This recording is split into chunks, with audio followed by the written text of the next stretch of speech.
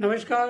कांग्रेस ने सेबी प्रमुख माधवीपुरी बुच पर प्रमाण सहित एक और आरोप लगाया कि माधवी ने अपनी एक संपत्ति मुंबई की एक कंपनी को किराए पर दी थी और उससे बाजार दर से ज़्यादा किराया ली, जबकि इस कंपनी की सहयोगी फर्म सेबी की जांच के दायरे में थी। इस बारे में कांग्रेस नेता पवन खेड़ा ने कहा कि माधवीपुरी बुच 2018 में सेबी की पूर्णकालिक सदस्य बन चुकी थी।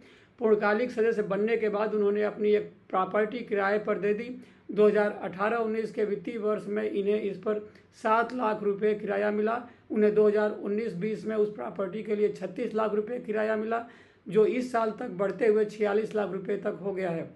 खेड़ा ने इसका एक पोस्ट एक्स पर भी किया है। खेड़ा ने बताया कि माधवीपुरी बुच ने अपनी प्रॉपर्टी जिस कंपनी को दी उसका नाम कैरोल इन्फो सर्विसेज लिमिटेड है, जो वॉकहार्ट कंपनी का हिस्सा है।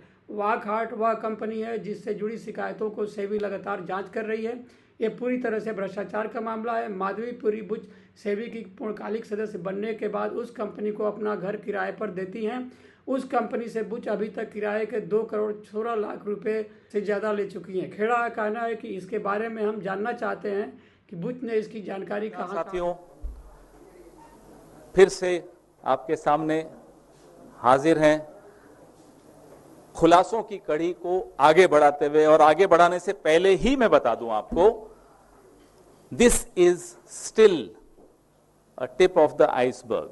ये अभी जो हम बताने वाले हैं ये भी खुलासे का एक थोड़ा सा हिस्सा है, लंबी कड़ी है। लगातार आपके सामने ऐसे धमाकेदार खुलासे इस संस्था के बारे में, इस संस्था को कैसे खत्म किया जा रहा है उसके बारे में हम बताते रहेंगे। अगली स्लाइड दिखाइए। तो अब आपको जो पहले बताया पिछले हफ्ते या इसी हफ्ते की शुरुआत में, वो आईसीआईसीआई था। ये नया खुलासा है कि चेयरपर्सन जो सेबी की हैं माधवी जी, माधवीपुरी बुच जी, वो 2018, ये 2018 साल जो है बड़ा महत्वपूर्ण है। 2018 में वो सेबी की होल टाइम मेंबर बन चुकी थी। अब होल टाइम मेंबर बनने के बाद उन्होंने अपनी एक प्रॉपर्टी एक कंपनी को किराए पे दी। आप कहेंगे क्या हो गया? हम अक्सर ऐसा करते हैं, अपनी एक एक्स्ट्रा प्रॉपर्टी है किराए पे दे दी, कोई दिक्कत नहीं होनी चाहिए इस पे। बिल्कुल आपका सवाल जायज होगा। तो 2018-19 का जो फाइनेंशियल ईयर था उसमें इनको 7 लाख रुपए साल का किराया उस प्रॉपर्टी से मिला। 2019-20 ये भी अभी भी वो होल टाइम मेंबर हैं, सेबी में हैं। किराया 36,75,000 उसी प्रॉपर्टी का मिला। आप पूछेंगे 7 लाख से सीधा 36 लाख, तो उसका जवाब मेरे पास नहीं है। हो सकता है कि पिछले फाइनेंशियल ईयर में कुछ महीनों के लिए दिया हो, इसलिए इस पे मैं कोई टिप्पणी नहीं करूंगा। फिर ये बढ़ता बढ़ता 46,05,000 इस साल तक गया। आपको लगेगा कि ये पवन खेड़ा क्यों बोल रहा है, किराए पे दिया तो किराया मिलेगा। किस कंपनी को दिया? अब सवाल ये है कि किस कंपनी को माधवीपुरी बुच जी और उनके पति के नाम की एक प्रॉपर्टी है, बंबई की ये प्रॉपर्टी है। कंपनी का नाम है कैरल इन्फो और services limited, Carol info services limited. आपको फिर भी नहीं समझ में आएगा कि ये कांग्रेस पार्टी ये नाम ले लेती है कंपनी का। आगे भी तो बताइए, आगे बताते हैं आपको। तो Carol info services limited Wockhardt limited नाम की एक कंपनी का हिस्सा है, प्रमोटर सेम है। फिर भी आपके दिमाग में आएगा कि हां तो क्या हुआ? वॉकहार्ट एक ऐसी कंपनी है जिस पर माधवीपुरी बुच जी जो सेबी में हैं, सेबी लगातार वॉकहार्ट पर अपने ऑर्डर्स दे रहा है, उनके केसेस को डील कर रहा है। माधवीपुरी बुच जी चेयरपर्सन है। जिस संस्था की वो चेयरपर्सन है उस संस्था में वॉकहार्ट कंपनी के केसेस हैं, शिकायतें हैं।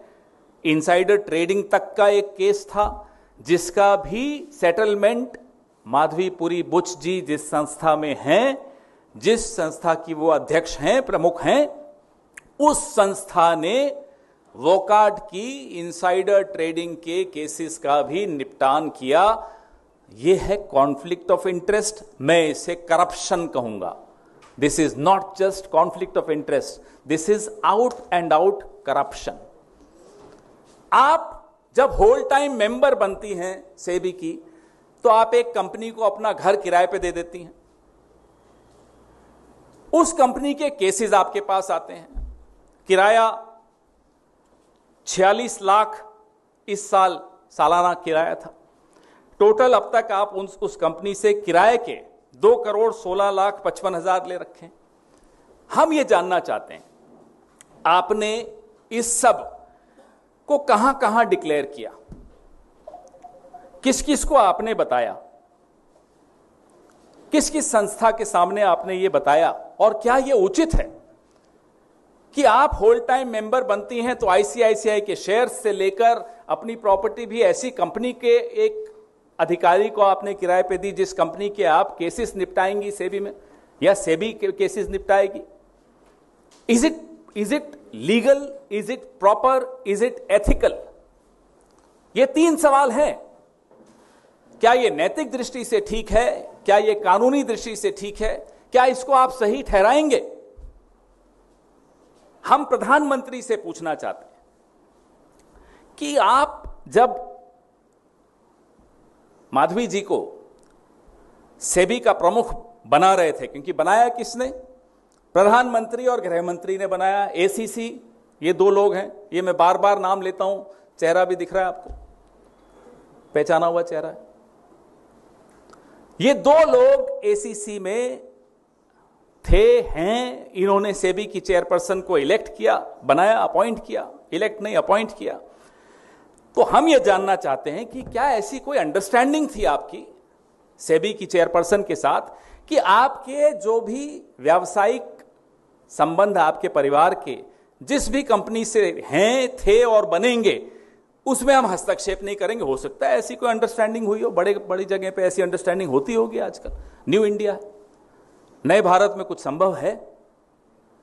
तो अगर ऐसी अंडरस्टैंडिंग थी तो प्रधानमंत्री जी कृपया करके सामने आइए और इस देश को बताइए कि हां, मैंने ऐसी अंडरस्टैंडिंग की थी सेबी प्रमुख के साथ, उनको सेबी प्रमुख बनाने से पहले, कि उनके व्यावसायिक संबंध, उनके और उनके परिवार के जितने भी व्यावसायिक संबंध हैं, जिस भी कंपनी से हैं, उसमें वो हस्तक्षेप सरकार नहीं करेगी, वित्त मंत्रालय नहीं करेगा, सेबी नहीं करेगा।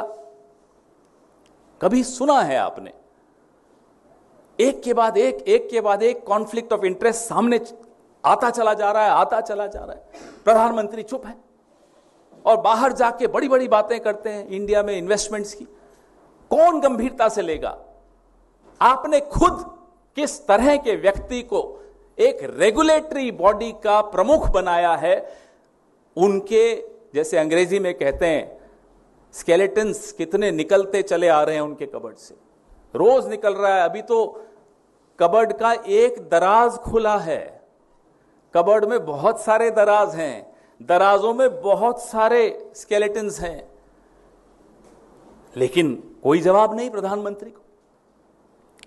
हम ये भी जानना चाहते हैं कि क्या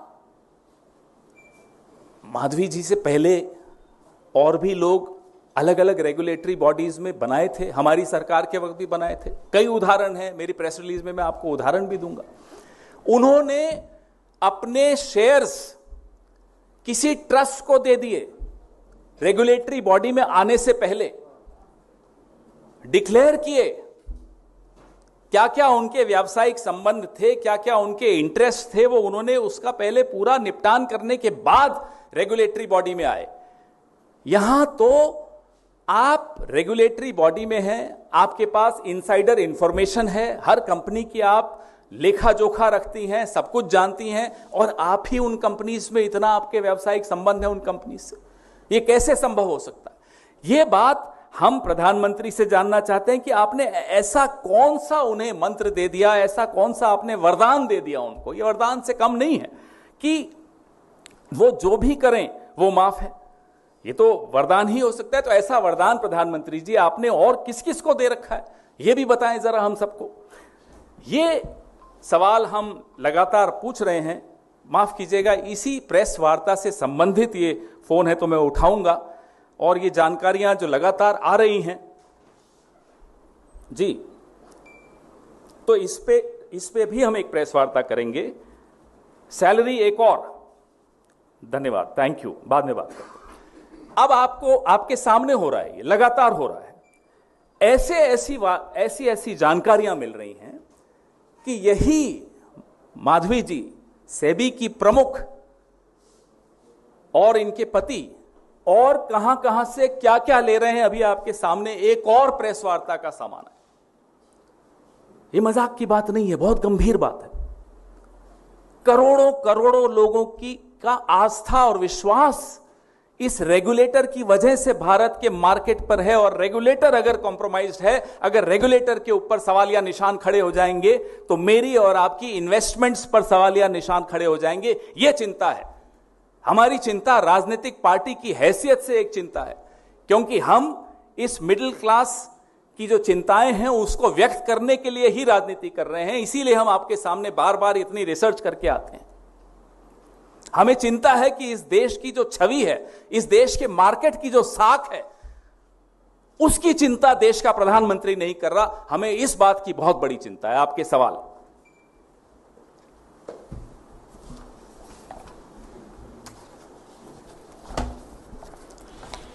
क्लियर था, समझ में सबको आया होगा। सेबी की होल्ड टाइम मेंबर बनने के बाद अपनी प्रॉपर्टी एक ऐसी कंपनी को किराए पे दी जिस कंपनी के 3-4 केसेस उनकी सेबी में आए हुए हैं, और वो केसेस की जजमेंट आपके सामने है, सब कुछ आपके सामने। और मैंने आपकी सहूलियत के लिए, ताकि जितनी रिसर्च हमें करनी पड़ती है आपको नहीं करनी पड़े, वो नियम भी बता दिए हैं कि किन किन नियमों की अवहेलना इसमें हुई है, कौन कौन से कानून, कौन कौन से नियम इसमें तोड़े गए हैं, वो भी आपके सामने है। पवन जी, ये जो आज अगली फेरिस्त में खुलासा किया है, ये जो रेंटल इनकम है, क्या इसका डिस्क्लोजर कहीं पे भी सेबी प्रमुख ने किया है? पूछिए, हम यही पूछ रहे हैं, कहां कहां आपने डिस्क्लोजर किया? भाई आप मुझे बताइए, बंबई जैसा शहर, आप में से बहुत लोग बंबई से वाकिफ होंगे, मैं तो बहुत अच्छी तरह वाकिफ हूं। जो रेंटल इन्वेंट्री है, जो प्रॉपर्टीज रेंट के लिए अवेलेबल हैं, वो वैसे ही इतनी कम है, तो आपके पास तो बहुत लोग आ जाएंगे अगर आप अपनी प्रॉपर्टी रेंट पे देना चाहेंगे। आपने यही कंपनी क्यों चुनी? कई सवाल हैं, अभी तो आपने शुरुआत की है, इसमें से और कई सवाल निकलेंगे।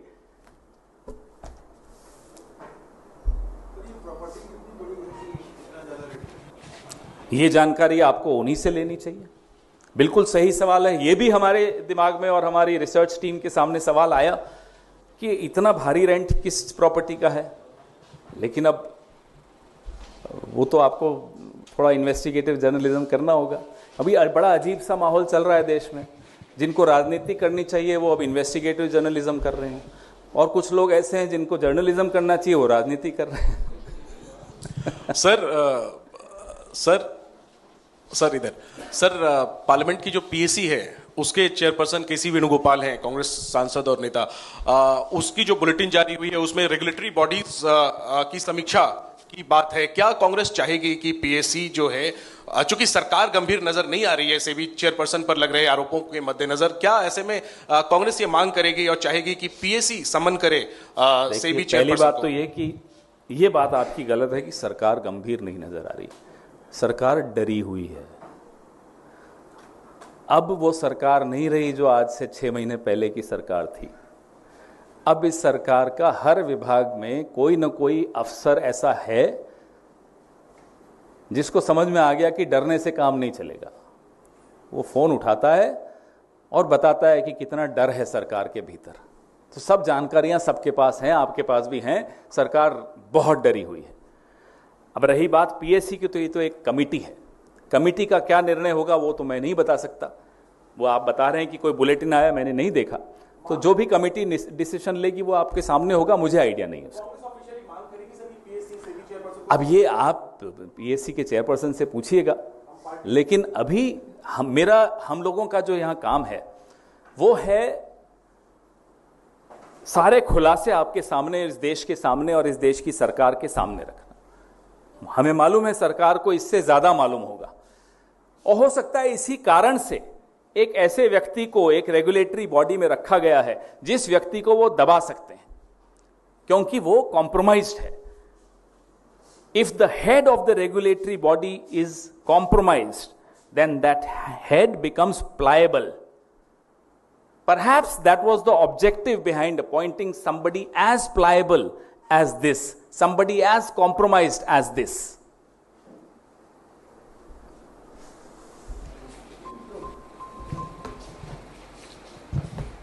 Sir, last time also when we were here and you held a press conference on this, you had raised some very serious allegations about ICICI and ICICI Prudential. We've asked this question, but I would again want to ask if you would like to reveal the source for that information, because the bank has denied those allegations. No, bank in fact ended up giving you a lot of information through that denial.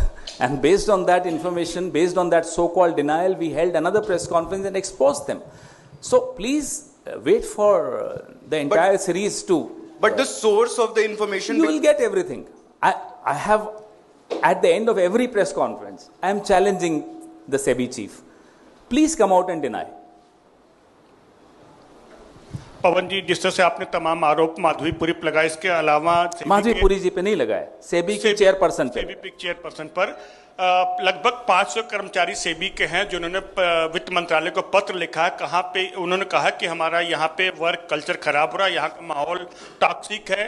Madhavi Puri कर्मचारियों पर सरेआम चिल्लाती हैं, चीखती हैं और अनाप शनाप तक बकती हैं। वो मैंने पढ़ा है, वो एक अलग मुद्दा है, लेकिन जो अनियमितताएं हैं, सेबी प्रमुख के पद पर जो बैठा होता है या बैठी होती हैं, उनका पारदर्शी होना, उनके खातों का, उनके व्यावसायिक संबंधों का, उनके परिवार के व्यावसायिक संबंधों का पारदर्शी होना अत्यंत आवश्यक है इस देश के 10 करोड़ ऐसे लोगों के लिए जो शेयर मार्केट में पैसा लगाते हैं, इस विश्वास के साथ कि एक ऐसा रेगुलेटर बैठा है जो उनका अहित नहीं होने देगा, जो नियम कानून का सम्मान करेगा और मार्केट को स्थिर रखेगा। पवन सर, इधर सर, सवाल ये है कि आप लोग सेबी के चीफ के ऊपर बार बार सवाल खड़े कर रहे हैं।